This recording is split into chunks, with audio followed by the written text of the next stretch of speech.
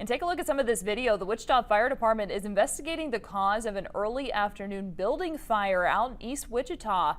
Crews were called to the vacant building just after 12 o'clock today near the intersection of Douglas and Linden.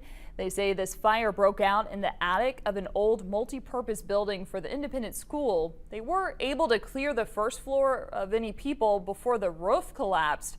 Crews were able to put this fire out and keep it from spreading to other buildings. No one was thankfully hurt.